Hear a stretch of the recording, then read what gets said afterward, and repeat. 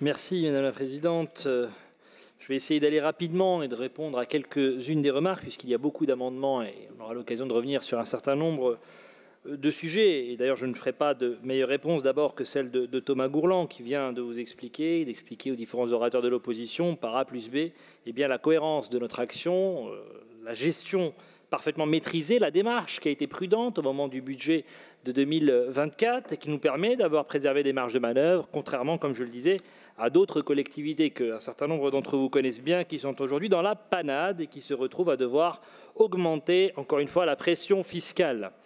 Et en vous disant cela, je veux d'abord répondre à M. Germain, lui dire que vous avez beaucoup parlé d'année blanche. Moi, j'ai surtout entendu dans votre propos, M. Germain, une page blanche, la page blanche de vos propositions, la page blanche de vos réflexions sur ce qu'il s'agirait de faire. Puisque ce qu'ont en commun depuis tout à l'heure les orateurs de l'opposition, et je suis très marqué par la grande convergence de vues entre le Rassemblement national et la gauche.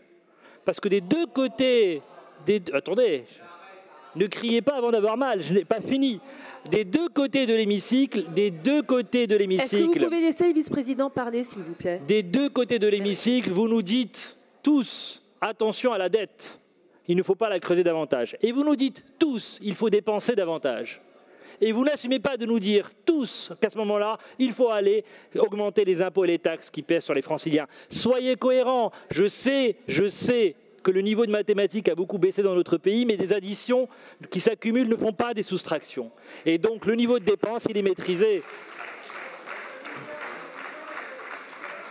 Et nous le verrons dans vos amendements. Nous le verrons dans vos amendements. Nous le verrons dans vos amendements, il n'y a que des dépenses supplémentaires. Et ceux-là même qui ont tant creusé la dette pendant 17 ans de cette région viennent nous expliquer que, attention, il ne faudrait pas qu'elle soit creusée davantage.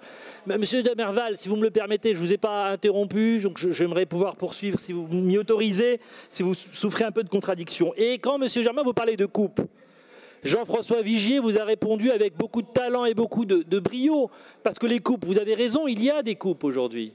Il y a des coupes. Ce sont celles de l'État. C'est l'État qui nous coupe nos recettes. C'est l'État qui fait que notre dynamique de recettes est aussi faible. C'est l'État qui nous transfère des dépenses obligatoires supplémentaires. C'est l'État qui asphyxie aujourd'hui notre capacité à maintenir, sans creuser la dette, des investissements supplémentaires. Et donc, je vous le dis très clairement, je le dis de la même manière à Madame Malaisé, qui a une tendance à réécrire l'histoire. Attends, excusez-moi, juste une seconde. Est-ce que le vice-président peut s'exprimer tranquillement? Vous aurez le loisir de répondre et des explications de vote. Et il y a des amendements, il y en a 99. Merci. Je veux simplement dire que, voilà, il faut qu'on soit cohérent.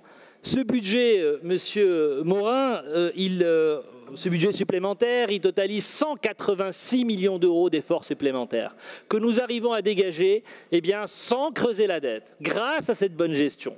Malgré la contrainte qui pèse sur nos recettes, ce contexte budgétaire national qui est bien connu et que personne ne conteste. Et donc, c'est peut-être pour vous symbolique, mais je crois que 186 millions d'euros qui viennent améliorer le quotidien des Franciliens en cours d'année, c'est bienvenu, surtout quand on le fait sans creuser la dette et sans augmenter les impôts, comme nous le faisons. Voilà ce que je voulais dire, Madame la Présidente, en préambule, avant de répondre plus longuement sur un certain nombre de points dans les amendements.